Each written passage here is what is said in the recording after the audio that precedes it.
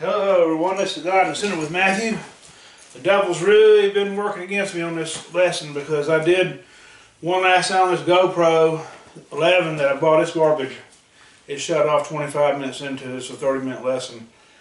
Then the thunderstorm came and I don't know, I was tired, so this will be the third time I've done it. The first time was perfect, the second time wasn't so good. I mean, I was just tired.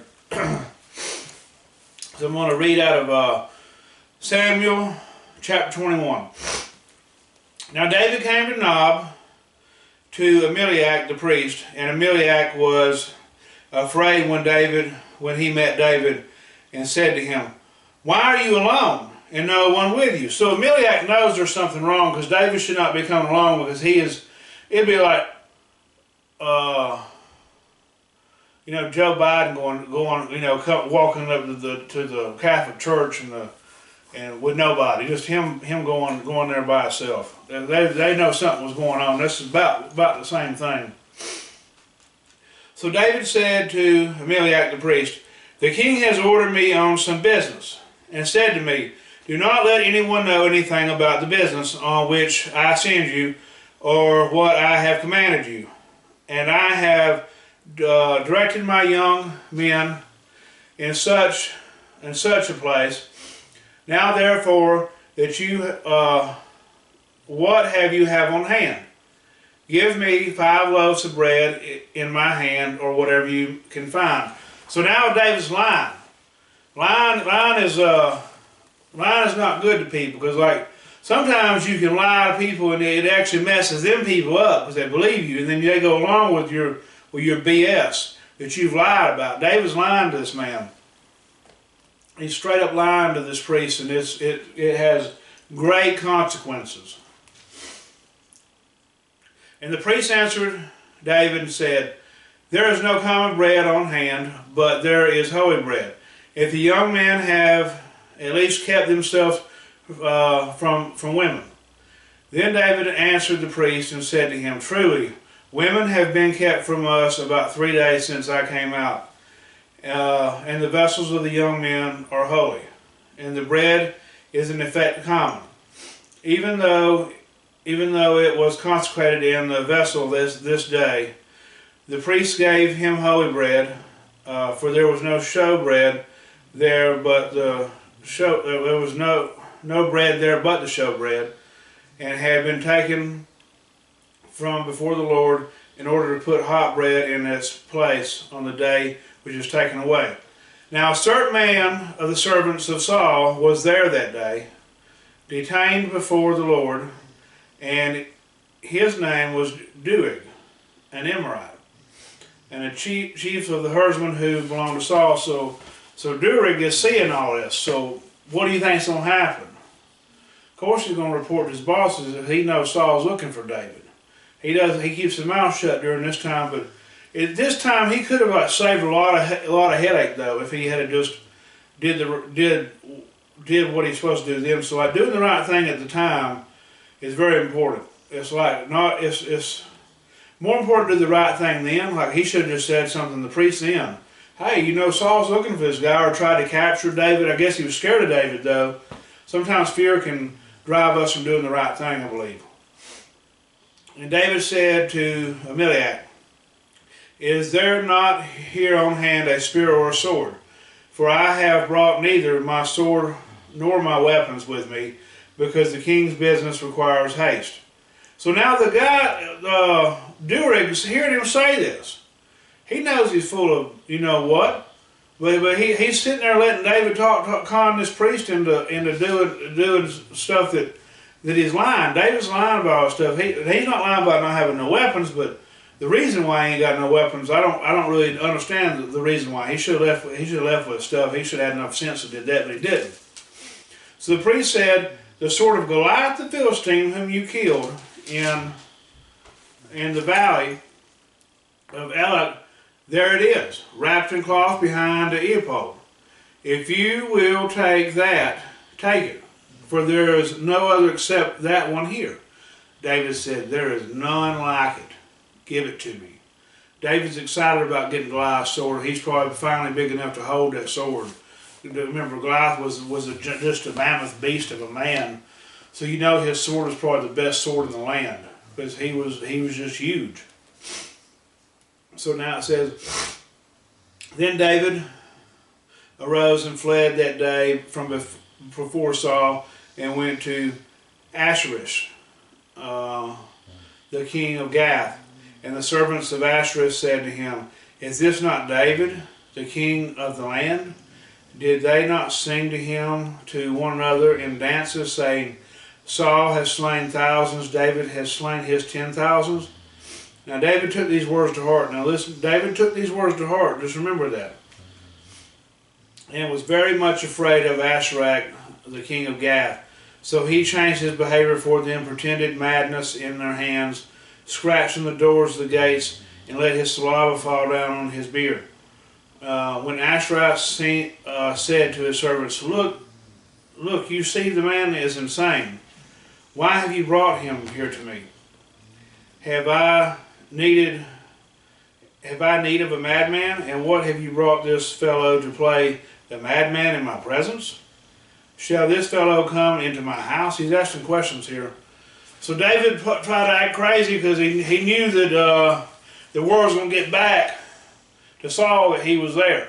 So he acted crazy where he could get out of there because he knew that Asherach was going to want to keep him around and hang out probably. So I don't know why he went there in the first place, but he wasn't expecting, I guess, Asherach to call him king. So he's already been sort of anointed king at this point. I mean, it's leading into that. I mean, people believes he's king, and now Saul must believe he's king too because Saul's trying to kill him. So Saul, there's a bunch of stuff going on that Saul has to kill David in order to keep his throne, is what this is looking like. You know, but when God anoints somebody, he anoints them. Like he's anointed David. He's anointed David to be the next king. And we got this presidential election going up. I'm not getting political or nothing, but you know, the last time it didn't go really the way I wanted it to go. But in the day, God allowed that man in office, just like God allowed the other man in office when the other people didn't like that. So whoever God has in office, God has allowed to have an office. And the only thing we can do is get out and vote and pray. But at the end of the day, it's all God's in total charge of all that. And we just have to keep that in mind, you know, good or bad, the person they put. Because Saul's a wicked man. He's in charge. You know, some people say Trump was a wicked man. Some people say Biden's a wicked man. It all depends on the person and what your beliefs are. You know, if you believe in killing babies, I guess Trump ain't such a bad guy. I mean, Trump is a bad guy if you believe in killing babies, so he is a bad guy if you believe that. If you believe killing babies is a good thing to do. That's all I got to say about that. I just don't believe in abortion. So we'll go to chapter 22 now. David therefore departed from there and escaped to the cave of Adullam. So when his brothers and his father's house heard it, they went down there with him. Everyone who was in distress, everyone who was in debt, and everyone who was discontented gathered to him. So he became captain over them, and there was about 400 men with him. So now David's got an army of about 400 men, friends, family, relatives, and people that's in trouble with Saul's. So all these people are rejects that Saul's looking to get and do something with. So they're all standing against Saul right now, is what it's looking like. David's done gave him a little small army. When David went from there to Mezopot of Moab, he said to the king of Moab, "Please let my father and mother come here with you till I know what God will do for me." So he brought them before the king of Moab, and they dwelt with him all the time David was in the stronghold. Now the prophet of Gad said to David, "Do not stay in the stronghold, depart and go to the land of Judah." So David departed and went into the forest of Hereth. So David's done sent his parents to go stay with the king. So these kings must really respect David because he's able to go talk to him. You know, it'd be like me going and trying to talk President Biden right now. I must have some clout if I'm able to go talk to this person. I'm able to go to talk to I don't know, Jim Con Young or whatever. Some of these rulers of these other countries. That's what David's able to do. So David has some major clout. They already pretty much believe he's king, is what it seems like right here. And Saul must think that's what's going on too, but Saul's really after him. Doesn't try to kill him twice, he's working on the third time. When Saul heard that David and the men were with him had been discovered, now Saul was trying in Gabreth under the tamarix tree in Ramah, with his spear in his hand and his servants standing about him. Then Saul said to his servants, "Who stood about him? Hear now, you Benjamites. Will the son of Jesse give every one of you fields and vineyards and make you all captains of thousands and captains of hundreds? All of you conspired against me, and there is no one who reveals to me that my son made a covenant with the son of Jesse. And there is not one of you who is sorry for me or reveals to me that my son has stirred up my servant against me to lie in wait as is this day." So now Saul's mad at his people because he's accusing people. So you got to watch out before you start accusing people until you know the whole story. Some of these guys probably knew, some of these guys didn't. I have no doubt. I mean, it ain't proven, but some of these guys didn't know Jonathan was conspiring. Some of these people probably did. Probably more people didn't than did, is my honest opinion. But Saul swears up and down they all are plotting against him. Then answered Doeg of the Amorite, who was set over the servants of Saul, and he inquired of the Lord of him. Saul and said, "I saw the son of Jesse going to Nob, to Elimelech, the son of Ahitub. And he inquired of the Lord for him, gave him providence, and gave him the sword of the Goliath the Philistine."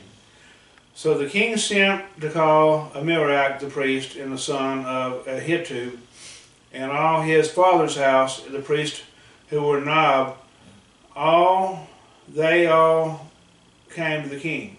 And Saul said, "Hear now, son of Ahitub."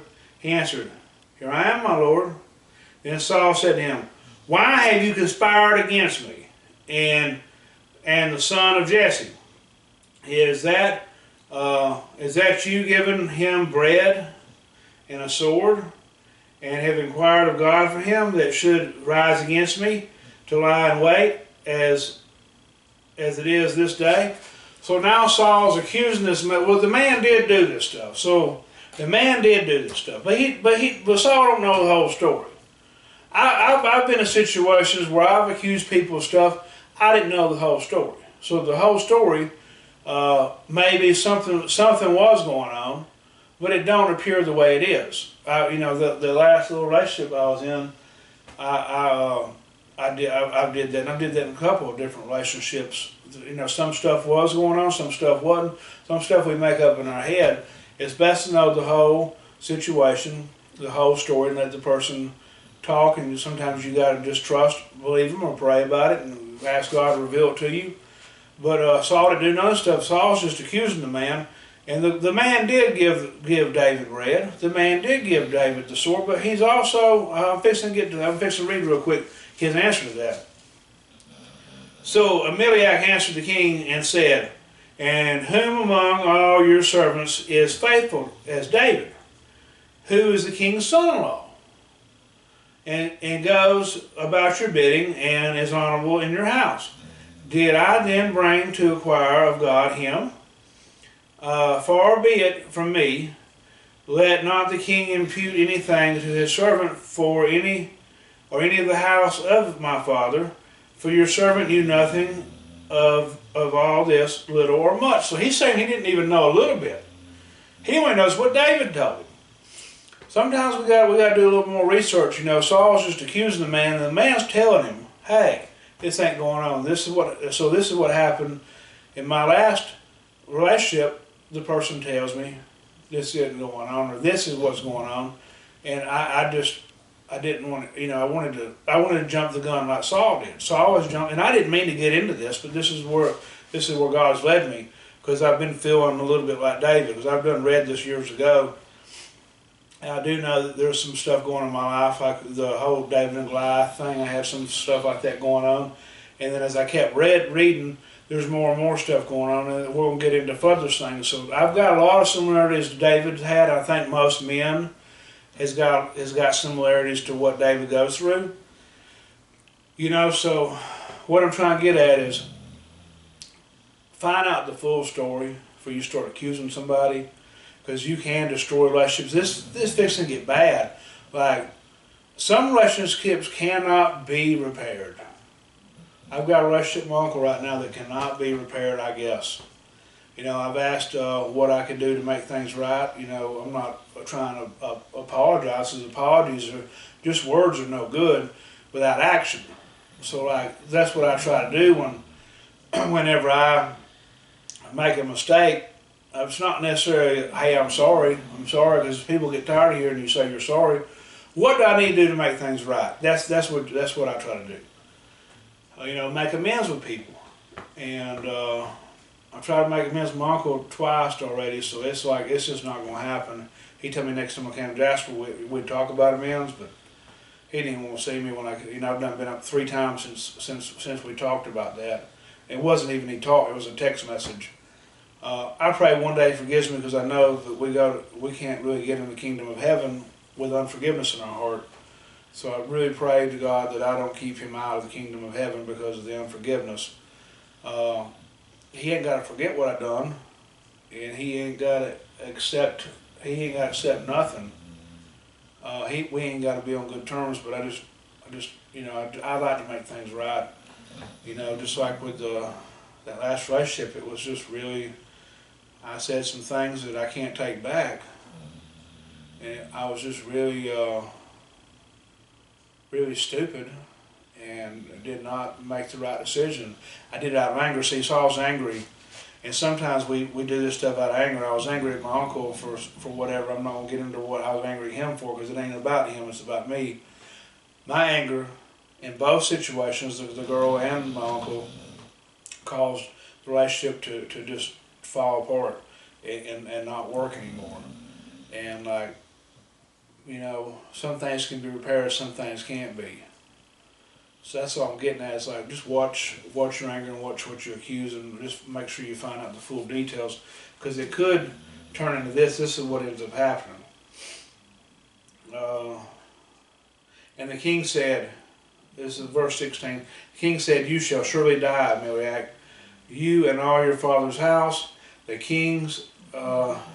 the king said to the guards who stood about him, "Turn and kill the priest of the Lord, because their hand also is with David, and because they also knew when he fled and did not tell me." But the servants of the king would not lift their hands and strike the priest, the Lord. And the king said to Durig. Durig knew this too. He could have stopped it. Remember me telling y'all he could have stopped it? So now nobody wants to kill the priest, but he's telling Durig to do it, and Durig let David go too. Durig's just as guilty as them priests are. You turn and kill the priest. Durig the Amorite turned and struck the priest, and killed on that day 85 men who wore the linen ephod. Now Nob, the city of the priest, he struck with the edge of the sword both men and women and children and nursing infants even, oxen and donkey and sheep with the edge of the sword, and fled after David. Hold on. Now one of the sons of Abimelech, the son of Hittub, named Abadar, escaped and fled after David.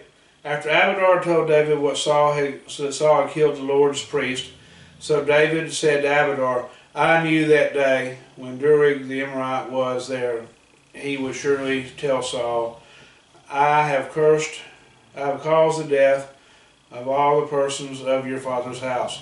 Stay with me, do not fear, for he who seeks my life seeks your life. But with me, you'll be safe. So David's assuring, what